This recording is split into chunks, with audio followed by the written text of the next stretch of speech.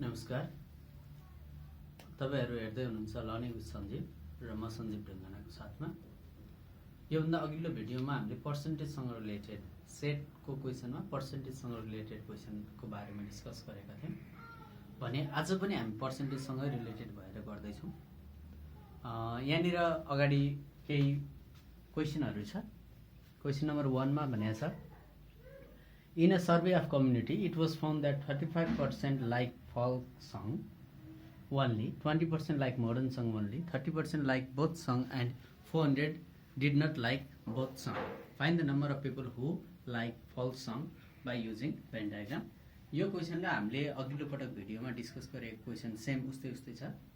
त्यसैगरी second question पनि त्यही टाइपकै क्वेसन हो। In a survey of the student, it was found that 70% of the student studies BBA course, 65 of the student studied BBS course, 430 students study both the course, and 10% did not study both the course. Then, भने चाहिँ यो अझ सजिलो छ है। Represent the above information in Venn diagram. Find the total number of students in the survey. यो दुईटा क्वेसनमा एउटा फरक हो, लगभग क्वेसन प्याटर्न दुईटै सेम हो। यसमा बाई युजिङ भेन डायग्राम भनेको छ, हामीले भेन डायग्रामबाटै सल्भ गर्नुपर्ने भयो। यसमा भेन डायग्राम भनेको छैन, यो इन्फर्मेसनलाई भेन डायग्राममा देखा मात्र भनेको छ, त्यसपछि भ्यालु निकाल भनेको छ। भनेपछि भेन डायग्राम युज गरेर हामी यसमा गर्नु भएन, फर्मुला युज गरेर गर्नु पर्यो, यति मात्र हो है। त्यसपछि थर्ड क्वेसनमा out of 1,15,000 student 20% failed in SE, 40% of students failed in science only, and 35% in math only, but 5% of them failed in other subject. Then how many failed in both subject, science and math? है। त्यसैगरी show the information in Venn diagram भनेको छ। हामी आज यो तीनवटा मध्येमा एउटा यो लास्ट क्वेसन थर्ड क्वेसन चाहिँ आज डिस्कस गर्दैछौँ। त्यसैले यो माथिको दुईटा क्वेसनलाई मैले रफ गर्दै, यो माथिको दुईटा क्वेसन तपाईहरु आफैले गरेर चाहिँ के आयो, कति एन्सर आयो भनेर चाहिँ त्यहाँ कमेन्ट बक्समा मेरो एन्सर यति आयो भनेर लेख्न सक्नुहुन्छ। यदि केही अप्ठ्यारो भयो भने त्यही अनुसारको कमेन्ट लेख्न पनि सक्नुहुन्छ है त। अब सुरु गरेँ मैले यो क्वेसन। यो क्वेसन एकचोटि राम्रोसँग बुझौँ। रिलेटेड विथ पर्सेन्टेज नै हो, तर यहाँनिर चाहिँ सुरुमै यहाँ के भनेको छ, आउट अफ 1,15,000 स्टुडेन्ट भनेर भनिदिएको छ। 1,15,000 स्टुडेन्टले एक्जाम दिएका 20% फेल्ड इन एसई, एसईमा 20% फेल्ड भए। अब यहाँनिरको अबको इन्फर्मेसन है, यहाँदेखि ठ्याक्क ब्रेक हुन्छ यो क्वेसन। यहाँसम्म दिएको भयो, यतिसम्म एउटा पार्टको क्वेसन छ, यहाँदेखिको पार्टको क्वेसन फरक छ। हामीले यति कुरा बुझ्यौँ भने हामीलाई यो क्वेसन धेरै सजिलो लाग्छ। यस्तो टाइपको क्वेसनमा हामीले पार्टहरू छुटाउन सक्यौँ भने चाहिँ हामीलाई धेरै सजिलो हुन्छ। क्वेसन बुझ्नु पर्यो, त्यो क्वेसनको मिनिङ के बुझ्नु पर्यो, नत्र मोस्ट अफ द स्टुडेन्टले चाहिँ यसलाई एनयु भनेर मानिरहेको हुन्छ, हो त्यहीँनिर गएर चाहिँ फेल खान्छ है त। प्राय स्टुडेन्टले के गर्छ, यो 20% यसको 20% निकालिदिन्छ, 40% यसबाट निकालिदिन्छ, 35% यसबाट निकाल्छ होइन। त्यो भनेको that is only the waste of time है, त्यो चाहिँ मिल्दैन त्यसरी गरेर। क्वेसनले भनेको बुझ्नु पर्यो है त। यो क्वेसनलाई एक्सप्लेन एकचोटि राम्रोसँग सुनौँ।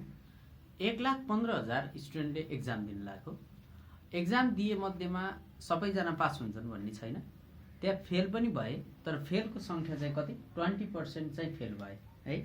यस्तो रहेछ यो 1 1 5 1 2 3 यतिजना टोटल दिएका, यो मध्येमा कोही पास भए, कोही फेल भए। फेल भएका 20% रहेछ, पास भएको 80% भइहाल्यो। हामीलाई योसँग रिलेटेड केही पनि हुँदै भएन, पुरै भएन। किन भन्दाखेरि हामीसँग इन्फर्मेसन क्वेसनले फेल स्टुडेन्टसँग रिलेटेड भएर मात्र दिएको छ है। भनेपछि अब यसको पर्सेन्टेज निकाल्ने हो भने 23,000 जना स्टुडेन्टहरू चाहिँ फेल भएका रहेछन्। द्याट मिन्स 20% अफ 1150 भनेको 23,000 स्टुडेन्ट चाहिँ फेल भएका रहेछन् है त। अब हामीले हिसाब गर्नुपर्ने चाहिँ यसलाई आधार मानेर मात्रै हो। अब क्वेसन भनेको योसँग रिलेटेड भएर मात्र दिएको हो। किन भन्दा 40% अफ स्टुडेन्ट्स फेल्ड भनेको छ, फेल्ड भएको स्टुडेन्टको 40% भनेको हो यो।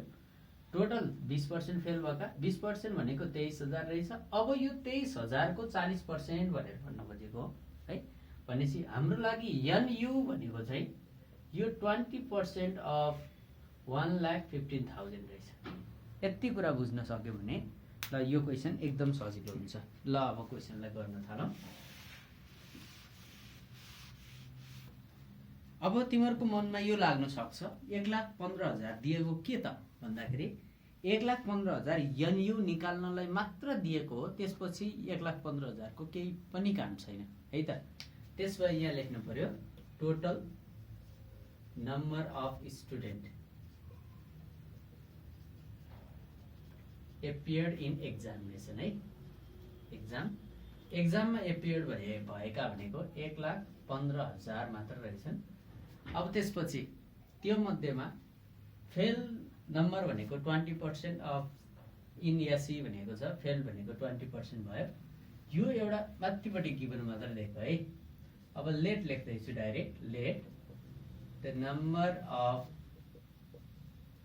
Student who fail in math र साइन्स है, साइन्स BNS। त्यसै गरी the number of student who failed in math BNM र the total number of failed student है, STUDENT student in a survey BNU। Fail भएको यहाँ तल इन्फर्मेसन सबै फेलसँग रिलेटेड राखेको छ। पासको इन्फर्मेसनसँग चाहिँ पास हुने स्टुडेन्टहरूको चाहिँ इन्फर्मेसन राखेर कुनै पनि पर्सेन्टेजमा एउटा पनि भ्यालु दिएको छैन। त्यो कारणले गर्दाखेरि पनि हामी फेल भएकै स्टुडेन्टको नम्बरबाट लिन्छौँ भन्नुको अर्थ। अब यहाँ गिभनमा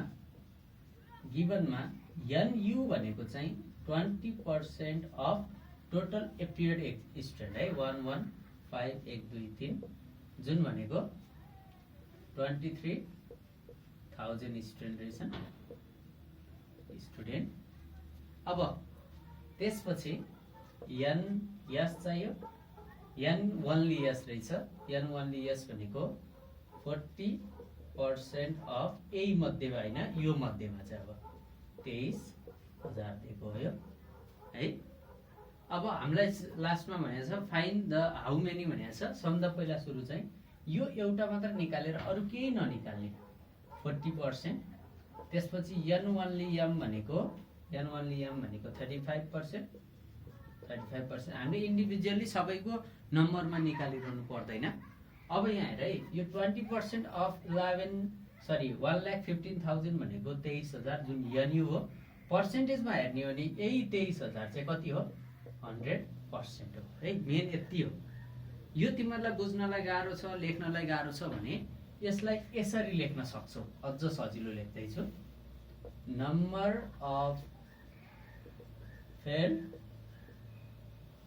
स्टुडेन्ट भनेको 20% अफ 115 यति, जुन भनेको 23,000 स्टुडेन्ट है। अब त्यसपछि NU भनेको पर्सेन्टेजमा भएको कारणले गर्दा यसलाई 100% मान्न पाइयो। त्यसपछि N ओन्ली S 40% दिइरहेछ। N ओन्ली M भनेको 35% दिइरहेछ म्याथ ओन्ली।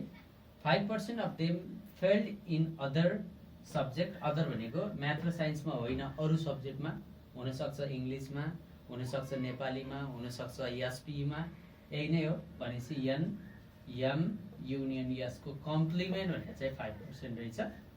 त्यसपछि किन म्याथ र साइन्स बाहेक अरू सब्जेक्टमा फेल भएका। अब छ how many failed in both subject science and math, यतिलाई मेट्दैछु।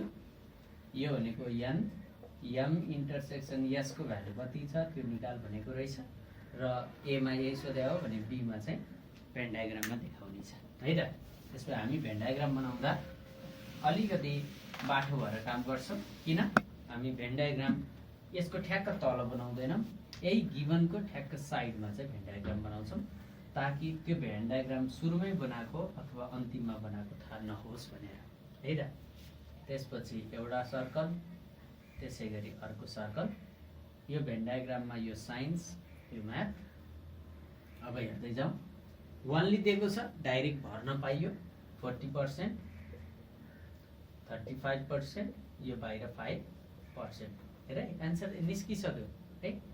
हामीलाई अर्को याद गर्नु पर्यो, हामीलाई भेन डायग्राम के गर भनेको पछि बनाओ भने हो।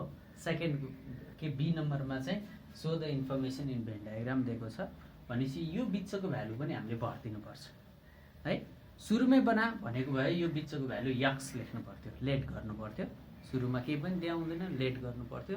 लास्टमा बना भनेपछि यसलाई यक्स नमान्नु भएन है। अब एन्सर यहीँबाट निस्किसक्यो, हाम्रो एन्सर निस्किसक्यो। 100%, 100% पुग्नु पर्ने।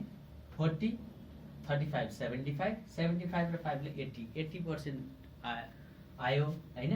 तर हुनुपर्ने 100 भनेपछि कति पुगेन? 20% चाहिँ पुगेन। यो भ्यालुको नाम 20% रहेछ है। हामीले खोज्नुपर्ने भ्यालु यो चाहिँ 20% रहेछ। तर हामीलाई क्वेसनले 20% निकाल भने होइन, हामीले यसलाई क्वेसनले नम्बरमा निकाल भनेको। यसको लागि पहिला सुरु हामी पर्सेन्टेजमा निकालेर लास्टमा एउटा मात्र भ्यालु नम्बरमा निकाल्दा भयो होइन। हामी सुरुदेखि नै नम्बरमा निकाल्छौँ भन्न पनि पाइन्थ्यो। भन्न खोजेको यो यसको ठाउँमा 23,000 नै राखेर यो 40% अफ 23,000, 35% अफ 23,000, 5% अफ 23,000 गरेर सबैलाई नम्बरमा निकालेर यहाँ पनि नम्बरै हालेर यहाँ 23,000 लेखेर हामी टोटल त्यो 20% भने कति हो निकाल्न सक्थ्यौँ। त्यो गर्दा अलिकति लामो प्रोसेस हुन्छ, सबैलाई पर्सेन्टेजलाई नम्बरमा कन्भर्ट गरिरहनु पर्यो। तर यो गर्दाखेरि चाहिँ हामीलाई चाहिएको भ्यालु यो मात्र हो। यसको पर्सेन्टेज निकालेर यो पर्सेन्टेज बराबर नम्बरमा निकाल्यौँ भने हामीलाई गर्नलाई अलिकति सजिलो हुन्छ, टाइम धेरै पनि खाँदैन है, रफ पनि देखिँदैन है त। थोरै लेख्नु परेपछि रफ देखिन सक्ने चान्स पनि लेस हुन्छ। ओके, गिभन भयो। अब नाउ यहाँ राम्रोसँग हेरौँ। यु वनली हुँदाखेरि है, वनली हुँदा 1 2 3 4 वटा पार्टलाई जोड्ने हो है। भनेपछि we have nu equal n only s plus n only m plus n s intersection m। हेर n only s भने यो पार्ट, n only m भने यो पार्ट, यो भनेको इन्टरसेक्सन यो पार्ट, तीनटा जोड्यो। अब बाहिरकोलाई के भन्छ? Plus n m union s को कम्प्लिमेन्ट। सेटसँग रिलेटेड सबैभन्दा फर्स्ट भिडियो हेऱ्यो भने सेटको फर्मुला कण्ठ गरिरहनु पर्दैन, सेटको फर्मुला आफै डिराइभ हुन्छ भनेर सिकाएको छ। कसरी निकाल्ने के गर्ने भनेर चाहिँ हामीले त्यहाँनिर एक्जाम्पलहरूबाट चाहिँ सेटका फर्मुला कण्ठ पार्ने होइन, मेमोराइज गर्ने होइन, त्यसलाई बुझ्न सक्यो भने फर्मुला त आफै जति पनि निकाल्न सकिन्छ भनेर त्यो भिडियो हेरेर बनाएका छौँ। त्यो भिडियो हेर एकचोटि, यो फर्मुला कसरी डिराइभ गर्ने रहेछ तिम्रो आफैलाई पनि थाहा हुन्छ। अब nu भनेको 100% इक्वल ns भनेको 40, n only s भनेको 40% प्लस 35% प्लस यो हामीलाई चाहिएको n s इन्टरसेक्सन यमै लेख्ने प्लस 5%। एन्सर त हामीलाई थाहा भइसक्यो 20% आउँछ भन्ने भइसकेको छ। भनेपछि यहाँबाट नि 20% दै निकालिदिनु लागेको हो। 40, 35, 75, 80% भइसकेको छ। भनेपछि 100% equal 80% plus n s intersection m भयो। त्यसमा यहाँबाट direct therefore n s intersection m equal यो यता गयो भने 20% आयो है। हामीलाई सोध्या के number of student who failed in both subject सोध्या हो, पर्सेन्टेज होइन। पर्सेन्टेज अफ द स्टुडेन्ट सोध्या होइन, number of student who failed in both subject सोधेको हो है। तर हामीले केमा निकाल्यौँ? पर्सेन्टेजमा निकाल्यौँ। यो 20% भनेको कति स्टुडेन्ट मध्ये फेल भएका स्टुडेन्ट कति? 23,000। त्यसो भए यहाँबाट n s इन्टरसेक्सन m भनेको 20% अफ 23,000 रहेछन् है। अब 23,000 को 20% भनेको के गरी निकाल्ने? 20/100 इन्टु 23,000 गर्छौँ हामी। दुईटा 0 दुईटा 0, 2 3 जा 6, 2 2 जा 4 र दुईटा है स्टुडेन्ट। भनेपछि therefore 4600 student failed in both subject, कुन subject, math and science. यति गरेपछि सक्यो है त। यो टाइपको क्वेसनहरु हामीले त्यति क्वेसन बुकहरुमा देखिरा हुँदैनौं है। अहिले आएका नयाँ पब्लिकेसनका किताबहरुमा चाहिँ छ हैन, नत्र त्यति धेरै हामीले यो टाइपको क्वेसनहरु देखिरा हुँदैन। त्यसैले अलिकति इम्पोर्टेन्ट पनि छ यो क्वेसन है, अलिकति इम्पोर्टेन्ट पनि छ। राम्रोसँग हेरौं बुझौं है त। र यो क्वेसन हेरिसकेपछि अघि सबभन्दा सुरुमा देखाएको दुईवटा क्वेसन जुन क्वेसन नम्बर 1 र 2 छ त्यसै आफैले सल्भ गर्नु है त। ल अहिलेलाई यति नै। नमस्कार। लाइक, शेयर र कमेन्ट गर्न नबिर्सिनु। Bye bye.